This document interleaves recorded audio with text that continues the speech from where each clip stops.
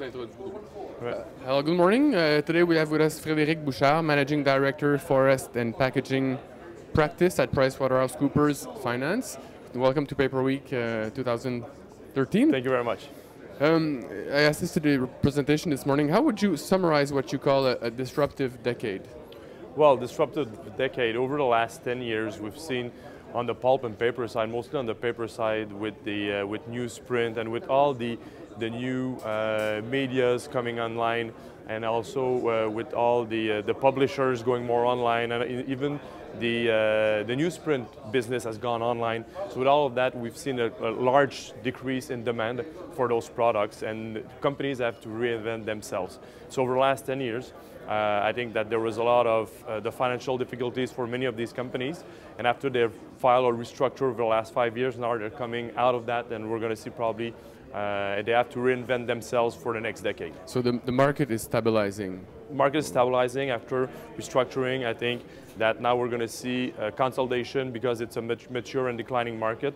So there's still some closure of mills to be done, and there's still some consolidation so that those companies can generate profit over the next 5 to 7 years in that declining market.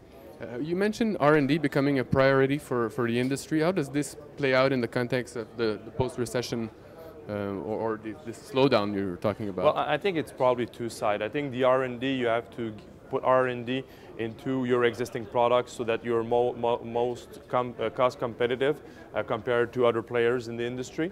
That will help you gain some market share in that declining market.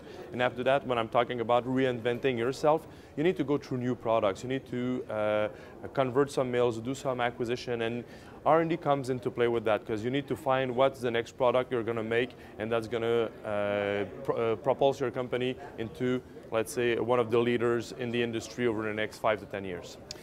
Improvement in the operational effectiveness seems to be an important trend standing out from your CEO survey. Mm-hmm. Can you tell us more on this and other important trends PricewaterCoopers believes to be of relevance in today's business, pulp and paper? Well, cost effectiveness is a key driver for the business because we're competing with emerging markets that have less regulation, that have the cost of wood is also less.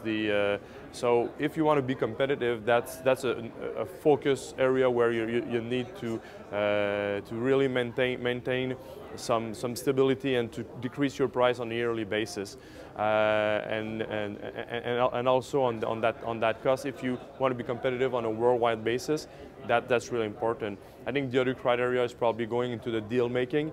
You'll make some transaction to pull basically mills together, to shut down maybe one mill and have another one more competitive. So that's where I think that R&D and deals can and cost effectiveness can be linked together.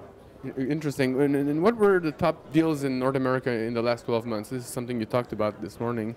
Well, if you talk about, we haven't gone into top deals. I think the largest deals was the International Paper Temple Inland transaction. I think the other ones shows more that the type of deals are changing. We haven't seen those kind of hostile takeover over the last 5-10 years. It was more restructuring deal, people selling, getting out of non-profitable businesses, and other people consolidating that. Even when you file for bankruptcy or you file for restructuring, you need to sell some asset to bring in some cash. So we saw a lot of that, and now when we're looking at those Temple Inland, the Frederic deal, Stella still continuing its consolidation in the U.S. I think that's where we see a different type of deals than larger deals at the moment. Yeah, final question. What is PricewaterCoopers' outlook for the next 3 years? Higher M&A activity or other trends? Like we've said in the presentation, I think higher M&A will be, at least for 2013, 2014, higher M&A. I think probably smaller transaction, going into new markets and just making some moves into new market. Because of the uncertainty in the market, I don't see large deals. Maybe that's the next step in 3 or 4 years. Interesting. Well, thank you very much, and enjoy your time at Paperweek.